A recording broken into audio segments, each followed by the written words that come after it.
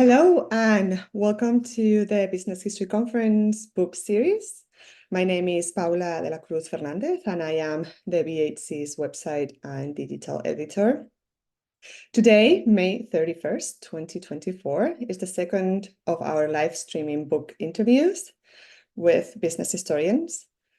For more on this program, check the Business History Conference's website. And also, if you have any suggestion for a book to be part of the program, please email me. This interview is being live streamed on YouTube, and I'm monitoring it in case there are any questions there. The video will be available on the channel and also on our podcast.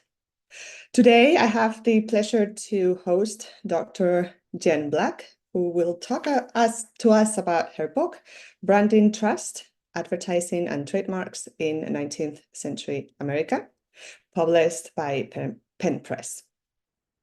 Jennifer Black is a historian of visual and material culture with a particular focus on the late 19th century and early 20th centuries in the United States. She holds a PhD in American history and visual studies from the University of Southern California, as well as an MA in public history and a BA in art history from Western Michigan University.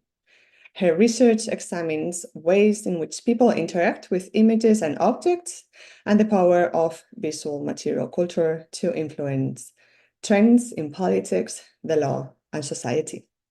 In addition to teaching a variety of courses in American history, public history, and visual culture, she also serves as book reviews editor for Age Material Culture and on the board of editors for the Business History Conference journal, Enterprise and Society.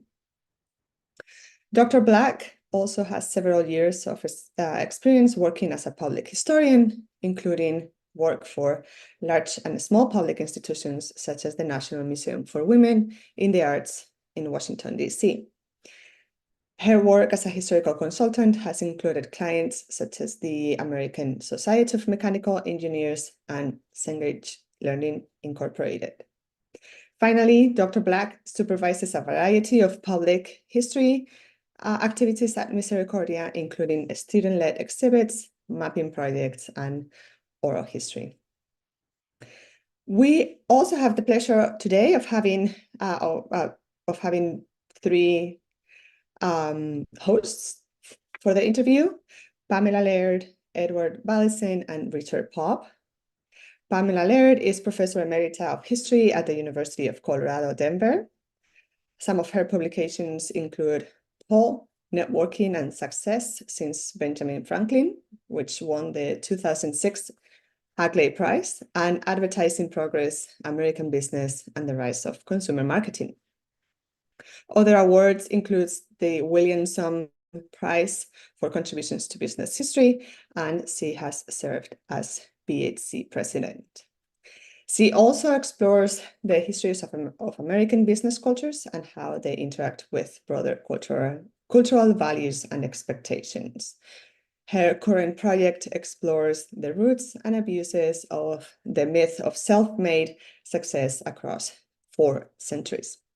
Some of her argument appeared in How Business Historians Can Save the World from the Fallacy of Self-Made Success, which appeared in Business History in 2017. We also have with us Richard Popp. He is Associate Professor in the Department of History at the University of Wisconsin-Milwaukee. He's a co-editor of the book Commercial Intimacy, Affinity, and the Marketplace, a forthcoming volume in Penn Press Hagley Perspectives on Business and Culture series, and the author of The Holiday Makers, Magazines, Advertising, and Mass Tourism in Post-War America, 2012. And Popp's work has also appeared in the Journal of American History, Enterprise and Society, the Journal of Consumer Culture, and elsewhere. His current project explores how New York City shaped the development of the US television industry. And Edward Ballison, who is professor of history and public policy and vice provost for interdisciplinary studies at Duke University. He is the author of Navigating Failure, Bankruptcy and Commercial Society in Antebellum America, and Fraud, An American History from Barnum to Madoff, which received the Ralph Gomery Prize from the Business History Conference. He also was one of the presidents of the BHC. So let's start with this interview. Jen, hello everyone. Well, they are all saying hi on the screen. Jen, let's start with you. Please tell us a little bit more about you, your professional career, and how this book came about. Sure. Yeah, I'd be happy to. It's interesting. I think looking back on the sort of meandering path I took, it all makes sense that I ended up studying icons and trademarks and their cultural meanings. But of course, I didn't know I was going to do that. I started as an undergrad at an art history major, and I was really fascinated with Buddhist art history and East Asian art history, particularly arts of India and China and Japan. And mostly because of the iconography of the religious art in those areas, because every small, minute detail had a particular meaning for devotees. And so, as I said, it seems a little meandering to me now, but it makes perfect sense that I work on iconography and I'm interested in semantics. So this book grew out of a dissertation project at the University of Southern California. At the time, I was focused on the Gilded Age, so end of the 19th century and into the early 20th century. And I went to the Business History Conference, my first appearance at the BHC. I think it was 2013 in Columbus, Ohio. And I gave a paper on epistolary advertising, letter writing techniques in advertising in the 19th century. And I was invited to submit for Enterprise and Society. And Sharon Murphy, who's a wonderful colleague, offered to do a pre-submission read for me. And in her very direct but polite way, she told me this was not ready for prime time yet, and that I needed to do more research on the backstory of these developments. And that kind of sent me down a rabbit hole, but a very productive one, in that it took me back to the earlier 19th century and pushed me to consider not just prescribed business practices, but how practices were evolving sort of organically at the grassroots level as well. And from there, I started researching the legal history of trademarks. And I guess you could say the rest is the history of the book. Thank you. So we can start with your hosts, and they can post questions from now on. Okay, I'll jump in if I may. As you know, Jen, I've been a huge fan of your work for a long time, actually probably going back to that first BHC meeting. And one of the things that I'd like to know more about is how your interest and experience in public history and material culture influenced and helped you develop your work. Yeah, thanks for that question, Pam. I did a master's degree in public history before I entered my PhD, and that sort of training really built on my bachelor's degree in art history. And I think that my interests in material culture really stem from that training. I'm not just interested in what objects or images represent, but what they do. And I should credit an advisor I had at the University of Southern California, Vanessa Schwartz, who was very much pivotal, I think, in shaping my intellectual thinking about these materials, because most of the literature on the history of advertising, as you know, concentrates on the representations in advertisements, but not so much about what the images, what agency the images might have in American society. And so that was part of my thinking about branding, was bringing this art historical training to bear on the objects themselves. I was lucky to have my first foray into the research at the Huntington Library, where I looked at trade cards, small handheld advertisements about 3.5 or 3 by 5 inches large. And these objects were really prized as collectible items in American culture at the end of the 19th century, so much that users readily disregarded the commercial messages that appeared on the reverse of the cards in favor of the colorful images that were on the front. And so starting with those and then looking at scrapbook collections at the Huntington Library and then later Winterthur and other repositories, I really wanted to consider that big question of reception. Everybody always wants to know, well, how did people in the past receive these items? What did they think about them? And while I would like to say that we have a smoking gun where I could say, oh, I found this diary and the person was writing about advertisements, I just don't know if those things exist. But what I did try to do was to look at the scrapbooks, to think about how users' collecting practices and the organization of the objects in the scrapbooks and their interest in the material or the images represented on the fronts of the cards, how that might help me to better understand how the individual was interacting with this object, what they thought about it, what they privileged, what was important to them, and so on. And so I would say that training initially as an art historian, and then shepherded through my graduate program and working as a public historian, where it's all about a concentration on objects, that pushed me to consider these ephemeral materials in a different way, and I think a productive way for the narrative in the book.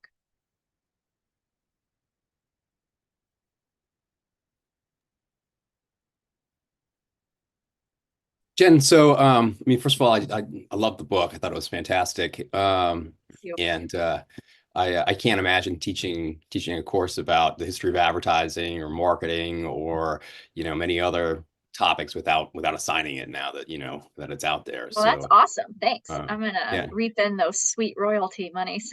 Yeah. So I had a question. I mean, one of the things that intrigued me was you work a lot with 19th century newspapers that for the most part look like they're coming from the Library of Congress's Chronicling America database. And that's an incredible resource, right? But it's pretty unwieldy in the sense that there's hundreds of papers, right? Or at this point, maybe even thousands, some of which are daily, some of which are weeklies, right? And so most of them are, say, at least 8 pages, right? And many are more than that.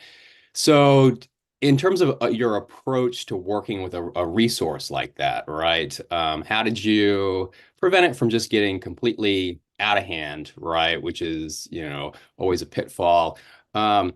And I wondered if you could just talk a little bit about, the challenges, the, opportunities that a resource like that presents, and then also the kinds of considerations you have to, keep in mind with regard to, how representative, for instance, a particular paper is, and, maybe some of the choices or the logic behind the choices on which papers to work with. Sure. Yeah. So that whole chapter of the book really developed rather organically. I had been researching advertisements, and I had all this information on trade cards, and I had posters and other print ads, and I had purposefully sort of avoided newspapers as a graduate student, that they never appeared in the dissertation.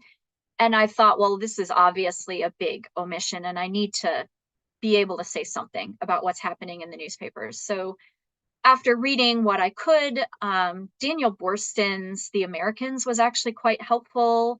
and Daniel Pope's Making of Modern America. These are useful resources for thinking about 19th century newspapers.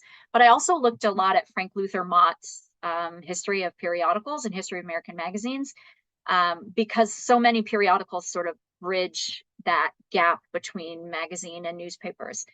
So I started by looking at the historical New York Times, and it was building off of that letter writing paper that I had done. And I wanted to see if some of the same jargon was popping up in the newspaper. So I started with a keyword search. And from there, I built, a bit of an argument about how this language and jargon was coming up in the New York Times and the big city papers at the time. And so then I thought, well, but I would really love to know more about how the Times is changing over the decades. And the New York Times doesn't begin publication until the 1850s. So I did a kind of sample survey of the historical New York Times first, where I picked every 5 years, every 3 months, every 2 weeks. And I went to, I just navigated to those pages and I grabbed them. And as I started doing that, I started to notice sort of trends in the visual representation of the ads over time. And so I started writing. And at one point I thought, all right, this can't just be a story about New York. I need a counterpoint. And so I had a research assistant at the time, and I was very grateful to have that support from the university. And I said, all right, we're going to do a sampling of a wider swath.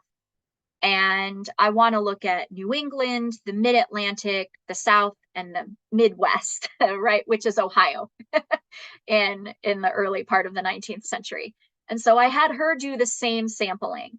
I said, Pennsylvania, Vermont, Massachusetts, one of the Carolinas, and then Ohio. And I said, I want you to go from 1830 to 1900. I want you to go every 5 years, every 3 months, every 2 weeks. Find the pages with the ads on them and just pull 2 pages from, and if we have to fudge it a little bit, right? Because that's the nature of this archive. Chronicling America is a fantastic resource. I cannot boast about them enough. They're so, so wonderful.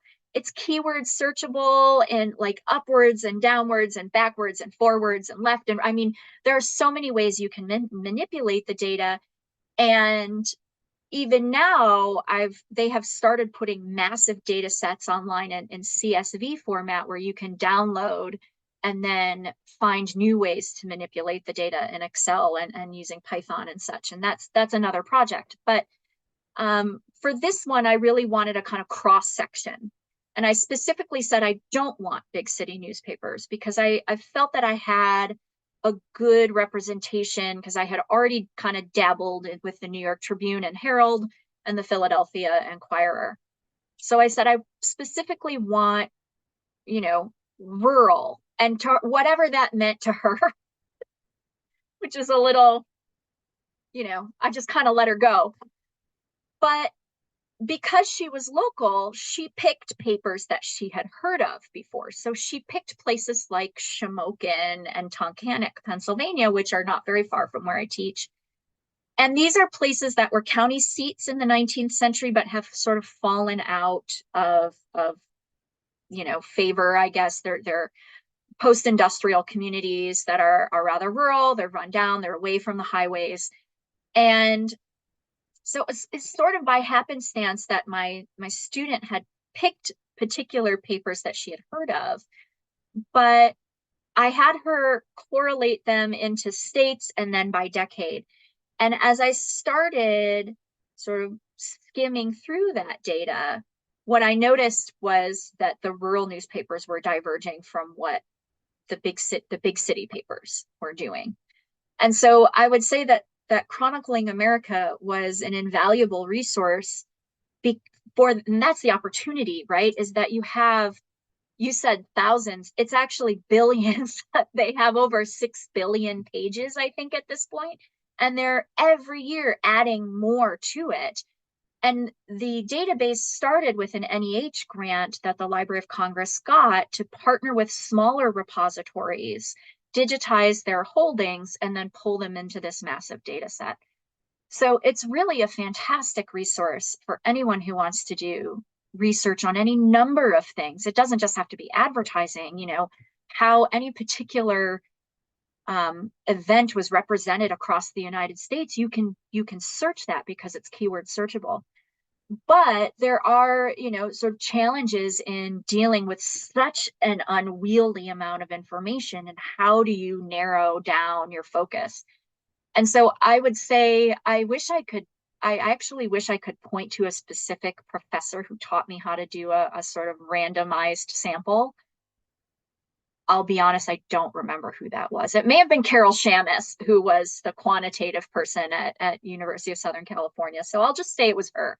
But picking this sort of randomized sampling made it a more manageable data set. It allowed me to kind of survey what was available. I know my data is not complete, but I felt that I had a large enough data set. I pulled probably in the range of 300 to 400 pages, which yielded about 10 to 20, maybe 30,000 newspaper advertisements. So, and then I ran various Python scripts to analyze the language, and the visual analysis was all me just skimming through pages. So I'm looking for something interesting.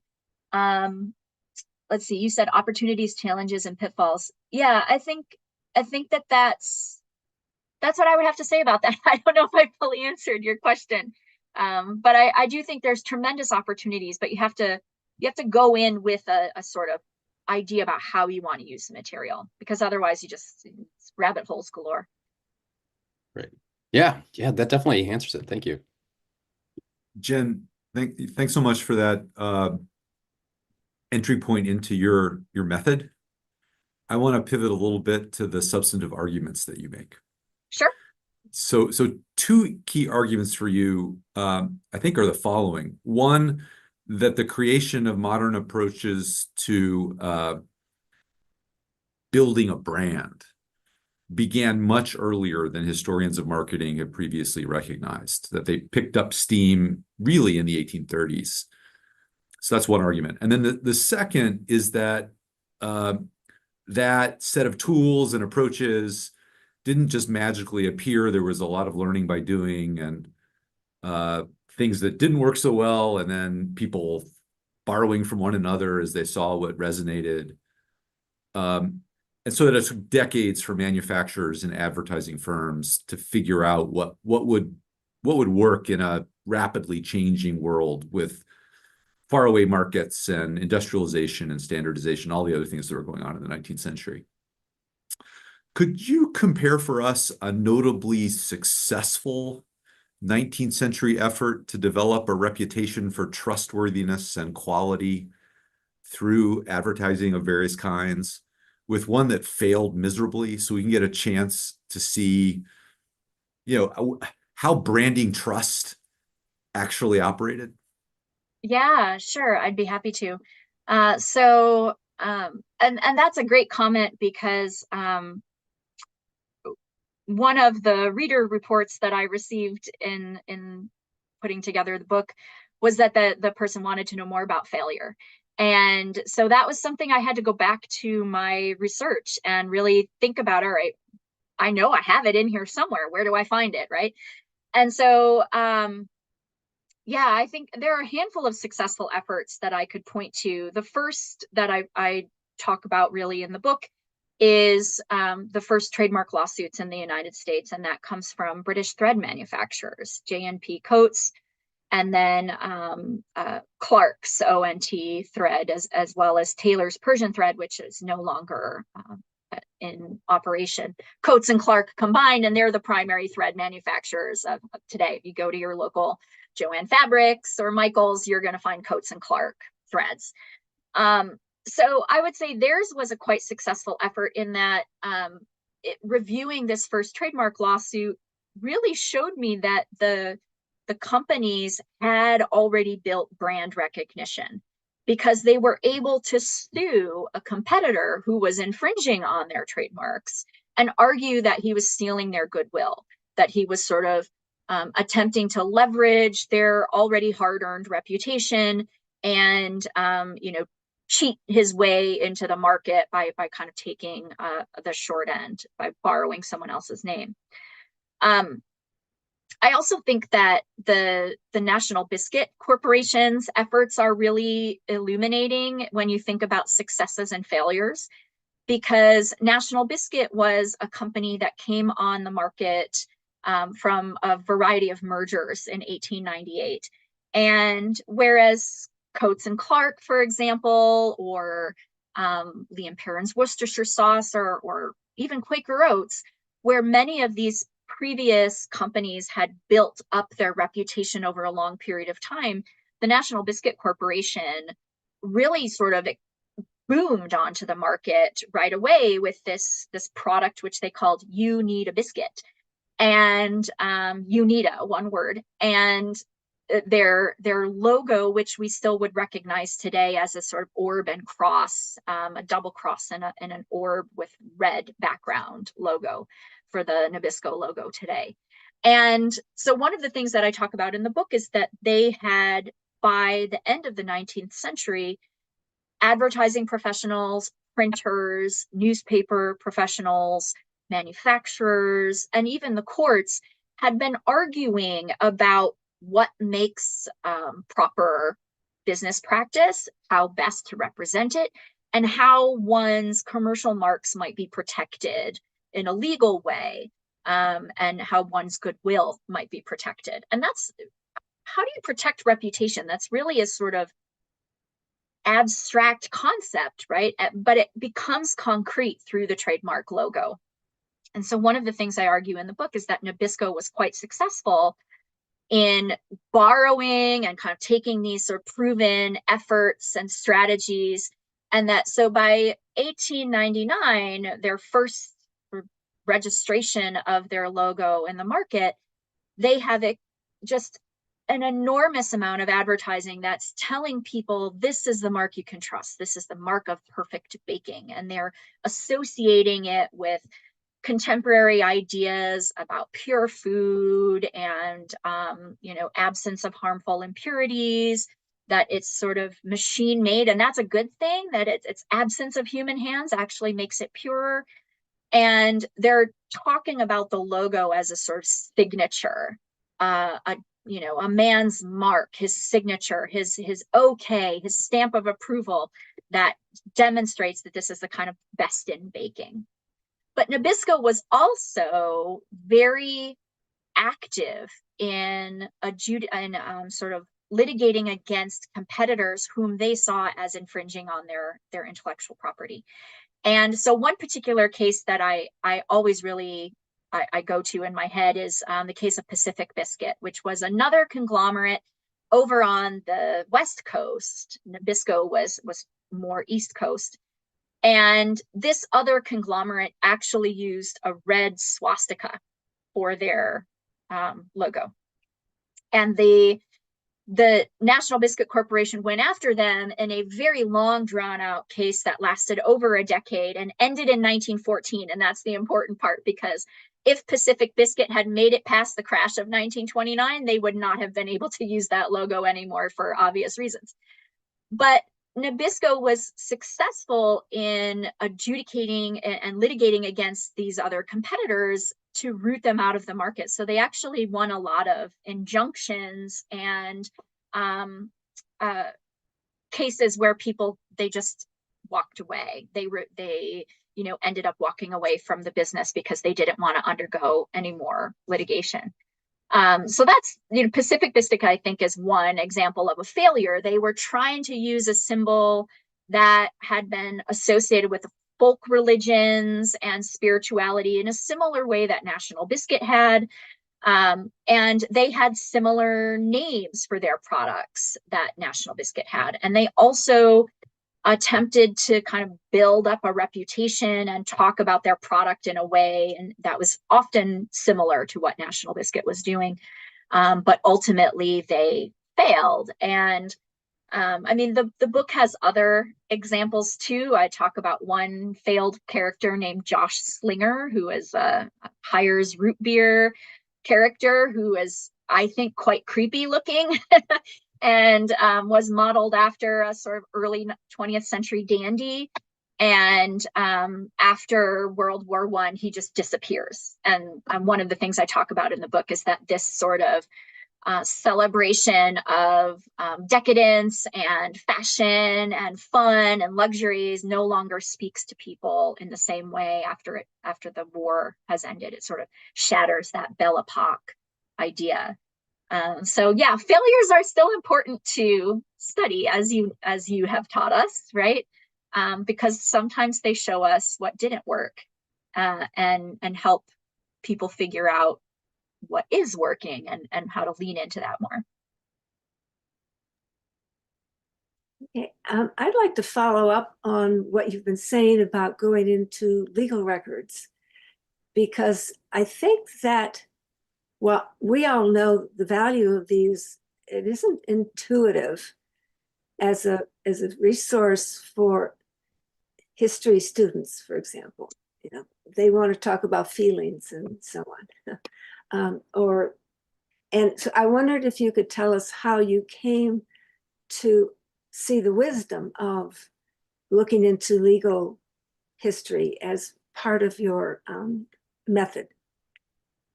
Yeah, that's a great question. So there were two areas that I had planned to discuss in my dissertation that I never got to. And one was newspapers. I never really got around to that. And then I kind of purposefully avoided it.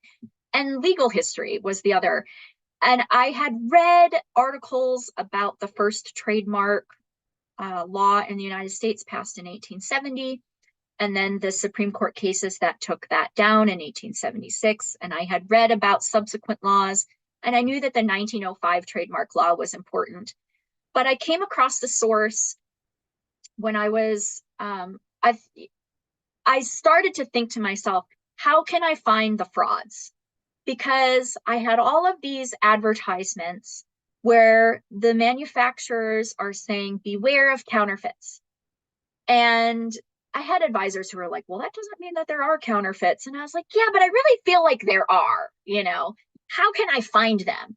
And so I thought, well, I'm going to try to look for lawsuits, because that will give me names that then I can, you know, try to find them somewhere, right? And so the first source that I found was a publication by National Biscuit Corporation in 1906. That was a kind of self-congratulatory reference manual about all of the cases they had won against competitors. And it had images and exhibits showing the competitors' trademarks versus the National Biscuit trademarks. And it was basically a summation of all of the cases. The kind of final decision was what was listed there. And so as I started looking into those cases, I found another source. As I started trying to find the legal cases, I found another source by a legal scholar named Roland Cox, who wrote essentially a treatise. So in the years before the internet, right, we had to have reference manuals on particular areas of case law. And he wrote the reference manual on trademark law in the United States. And it was a chronological outline of every trademark case in the United States, going back to the beginning, with an appendix on English cases that had been cited in American trademark cases. So that was a wonderful resource. Then I went to LexisNexis to pull additional cases that I found references to, but couldn't find the judgments. And then, so all of that was helpful in helping me to kind of think about the cases themselves and how the precedents get started and how they progress, and how each latter case is sort of building on the moralized language that appears in these earlier cases. And so really thinking about that as a conversation over time between the judges helped me to think about how the law became moralized in a way and was really borrowing these ideas of middle class culture that were rooted in this idea of sincerity and character and honor. But I still didn't have the fakes. I still wanted the fake things. I found all of these references to them, and I had such a hard time locating actual evidence of the fakes outside of these legal cases. So I started going back to the newspapers and looking for references to, Fallon's balm of 1,000 flowers or Burnett's balm of a million flowers or whatever, right? And so I started finding some of those. And but one really amazing thing happened. In the first lawsuit, Taylor v. Carpenter, that lawsuit gets appealed like multiple times. And in one of the subsequent appeals, there's a footnote reference to Coates v. Thayer, which was a lawsuit that Joseph Story, he was the one deciding the Carpenter lawsuits, and he was hearing it at the time, and it said, at this person's bench. And I went looking for the decision on this Coates v. Thayer lawsuit, and I couldn't find it because it was decided out of court. So I thought, all right, where can I find, there have to be records. I called the New York City clerk's office, and they basically laughed at me. We don't have handwritten records from the 1840s anymore. I called the Chancery Court records for New York State are up in Albany. At the state archives, I called them, and I got some interesting things, but I ended up having a kind of breakthrough when I reached out to the National Archives in Boston, because Coates v. Thayer was heard in the Circuit Court of Boston, and they happened to have the original handwritten records. So the bill of complaint which the plaintiff filed, the answer from the defendant, and then all of the exhibits and evidence and witness testimony. And it was amazing, because in that handwritten document, somebody had pasted in with sealing wax or paste or rubber cement, whatever, the real labels and the fake labels, and they were all submitted as evidence in this case. And so I finally had the real and the fake that I could compare. And what was even more amazing about that case, it was J.M.P. Coates, which was a thread manufacturer, versus Benjamin Thayer, who was a printer in Boston, whose partner later went off on his own, John Buford, and became one of the biggest lithographers in the United States. Benjamin Thayer was the only one named in the lawsuit, and he was ruined after this. But because they were willing to comply with the court, they submitted all these records of who they had sold the labels to and how many everyone had purchased. And I found the same defendant from previous lawsuits, Daniels Carpenter, named in this lawsuit as a client of these printers.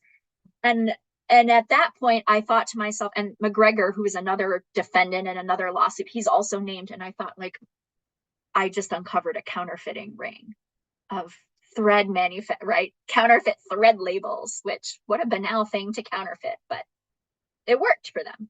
So yeah, so my foray into legal history was haphazard at first, but it sort of developed organically, and I had to speak to several colleagues who have JDs to figure out, what does this citation mean? How do I look this up? But it was really useful, and I actually really like doing legal history. In many ways, it feels easier. I don't want to, insult anyone, but it feels a little easier than trolling through archives looking for a needle that may not exist in a haystack, right? So yeah, so go do legal history, young kids, right? Well, Jen, I think this says a lot for your perseverance and your dedication to doing your research, that you tracked all this down. Well, there had to be an answer. I just had to find it, right? Jen, if I could pick up on that thread, pardon the pun, or not.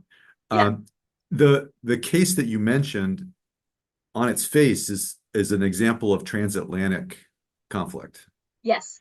So you have a British exporter seeking to protect its market share against a domestic imitator. And we know that the legal worlds, like the business worlds of the North Atlantic, were complicated and interconnected. I'm curious whether how you would frame the degree to which British examples, both legal examples and commercial examples around marketing, shape the story that you're telling about American branding trust. Yeah, I think Did the legal ideas come across the Atlantic along with the thread? that's a great question, and I don't know if I could really point to causality there. I think that it's no coincidence that the first trademark lawsuits in the United States are brought by British thread manufacturers. The British had been well known in the textile trade. The American market in American manufacturing in Lowell is just kind of sort of kicking off as of 1815, 1820s, right? But the British had a kind of long-standing reputation, and it would have been difficult, I think, for Americans to break into that market in a similar way. The person, Daniels Carpenter, who is the defendant in multiple lawsuits, and sort of pinched for defrauding multiple British manufacturers at once, his arguments in his defense are, I think, quite illuminating, because it demonstrates, on the one hand, the British have this sense of legal boundaries of ethical business practice, right? Like, what is legal and what is ethical? And so those ideas in sort of pushing the American courts to recognize their intellectual property, that is coming from the British side for sure. But if you look at Carpenter's arguments in his defense, I think it demonstrates that at least in the United States, these ideas are very much in flux. They're not decided upon. They're not necessarily agreed upon. And there is a back and forth and a debate happening between, I would say, the judges in the American courts on one side and defendants on the other, where defendants like Daniels Carpenter thinks, I should be able to fake these things because the British don't have American citizenship. I'm an American, and I should just get to do whatever I want, right? Because it's America, right? Free trade. And the courts are like, no, you can't do that. There are codes of ethics, right? This is ungentlemanly behavior. And so I do think that those legal ideas, it's hard to say, would it have happened if the thread manufacturers hadn't brought these lawsuits? I imagine at some point somebody would have brought lawsuits. DuPont, for example, is paying attention to these thread lawsuits because they have people. There's a really interesting case of the DuPont gun manufactory in the Brandywine Valley in Delaware, going after a merchant in Louisville, Kentucky, for essentially borrowing their casks, the wooden barrels, the kegs of gunpowder, but putting his own stuff in it. And so he's like pawning off his own stuff as DuPont gunpowder. And so they're paying attention to these cases as they're moving through the courts in the 1840s. And so I do think that the British manufacturers are definitely instrumental in shaping this story because they trigger, I think, the conversation. But would it have been triggered by Americans otherwise? Probably. It may not have happened as soon, but it probably would have come. The British marketing tactics, I think, that's, I think, left to be considered, whether or not European marketing tactics are really influencing what's happening in the United States. I think in some ways, British printers are a leg ahead of American printers early on in the century, but then Americans start innovating their own things and developing new interesting woodcut or woodblock prints, for example. That's an entirely American invention. And so I think there's a give and take I don't think we can say there's a chicken or egg in this situation. There's a kind of give and take, push and pull between the two. But it is definitely a transatlantic economy, and one that we need to consider as an international economy, not just a sort of insulated market in the United States. Thanks, Jen. And so I had a question about, I guess more related to the argument. So, I mean, you make a, really convincing case that in the 19th century, the conversations that surrounded advertising, framed it as much more a matter of, building, securing reputation, communicating it, right? And, kind of cultivating a relationship with consumers that revolved around shared understandings of character and virtue and moralism. And so, I think that's a fantastic argument, right? Because it's, sort of screens out the elements of persuasion, right? And, those kind of power dynamics, right? Or they sort of exit the scene, which is, pretty self-serving in a lot of ways for companies, for marketers. But one question I had is, in your research, did you come across, I guess, examples or instances where trust doesn't really seem to be the key matter, right? Where something more like desire or envy, right, is really the thing that, the business understands. This is why people are buying my product, right? Or consumers understand, like, maybe they don't, that this is why I want that product, right? Because, something like desire, right, in a lot of ways is a lot harder to fit into that framework of moralism and virtue, right? So I just wondered if you could talk a little bit about that. Yeah, I actually think that virtue or moralism and desire are not necessarily as sort of separate as we might consider, because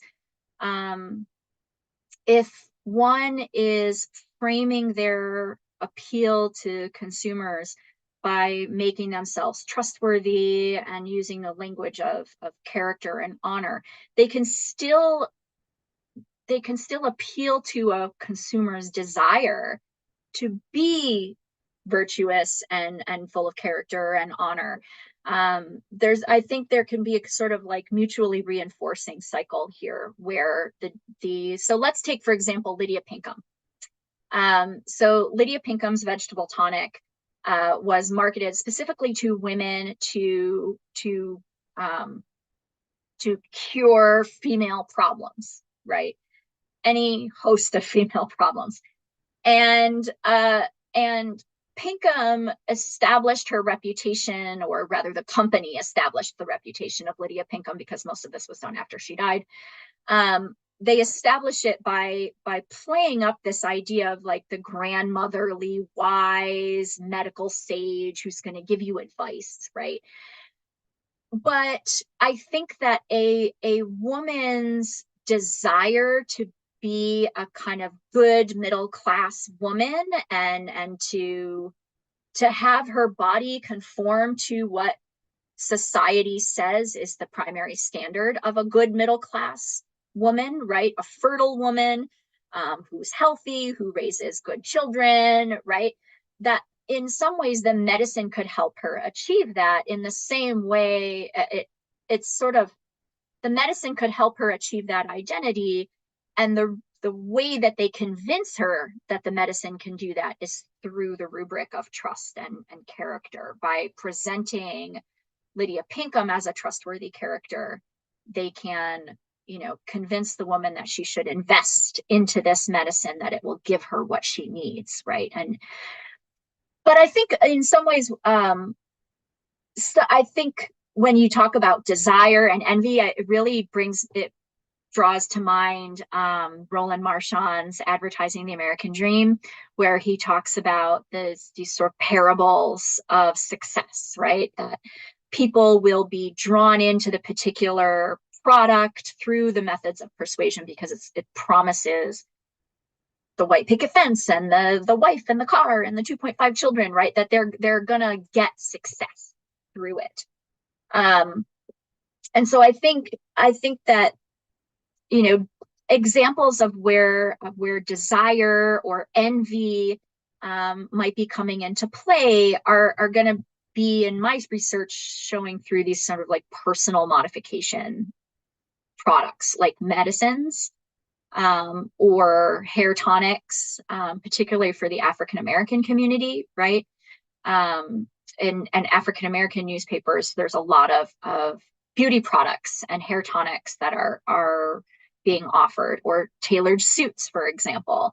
And so I think that, you know, it's selling a particular kind of identity and convincing the consumer that they can have that identity. The rubric of trust and trustworthiness helps to make that sale. Have I answered your question? Yeah. Okay. Yeah, thank you. Thank you, everyone. I'm going to ask the last question from YouTube, and then we'll wrap up the interview. The question from Zach Frolic. I really like how you show the material practices, commercial and legal, around product packaging that are used to build trust between consumers and producers. Can you say more about the broader context for that tactic of putting trust in things instead of basing trust directly in people? And then in parentheses, you talk about anonymity in urban markets, or quote, loss of face-to-face interaction, unquote, driving trademarking and branding. Now we take this for granted, but in your book, we see those changes emerging. Last question, how was this a change in the relationship to the consumer, and how was this a change in the relationship of the consumer to the product? Yeah, thank you, Zach. Those are great questions. So packaging and putting trust in things. One of the things that I argue, well, I mean, advertising historians have argued for a long time, and many of them going back, you know, building off of the work of Alfred Chandler, is that once you have a national market emerging, you have a sort of loss of face-to-face interaction and a need to communicate through print or through other materials such as packaging to communicate to consumers.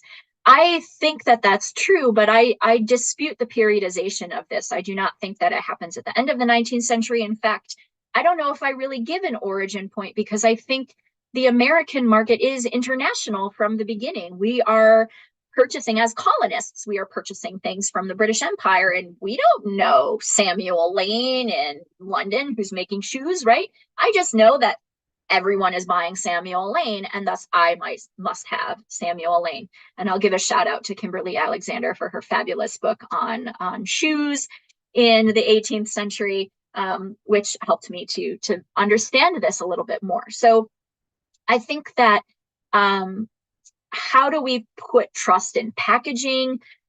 That's really a broader story within the book. It's through trademarks, it's through fictional spokes characters such as the Quaker Oatman or Lydia Pinkham, who becomes a kind of fictional character in and of herself. This discourse that is built up through print advertisements gets transferred to the trademark logo, which then appears on packaging. And so by the time we get to the end of the 19th century, the logo becomes a shorthand for this broader discourse of building up trust in the public.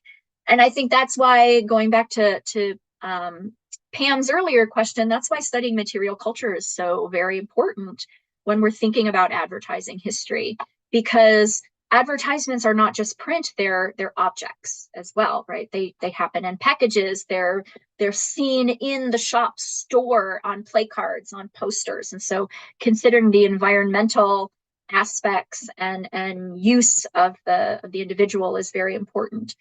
I think Zach's other question was about changing relationships between producers and consumers.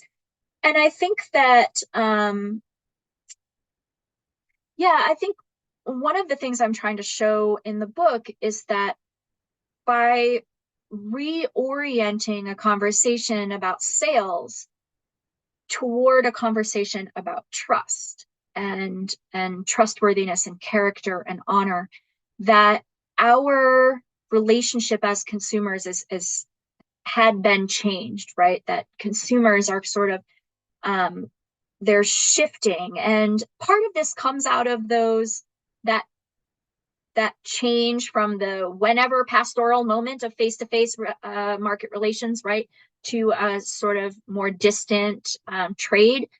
But I think that as the process of using trademarks and logos advances over the course of the 19th century, individual consumers are sort of trained to look for visual symbols of trust as opposed to name recognition or letters of recommendation from a person that you might know, right?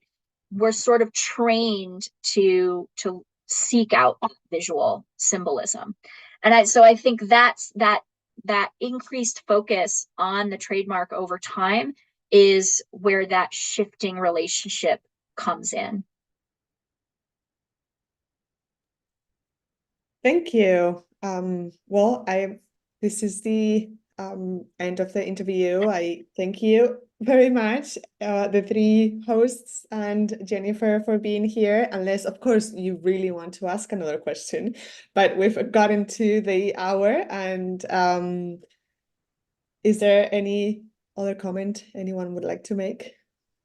I just want to congratulate Jen on writing a really important book, and I have no doubt that it's going to receive a lot of notice and attention. Thank Congrats. you. Thank you, Ed. And thank you, everyone, for being here. What a great conversation. I really appreciate all of your questions and comments. And thank you, Paula and the BHC, for hosting this and providing a platform where I get to talk about my work with some pretty awesome people.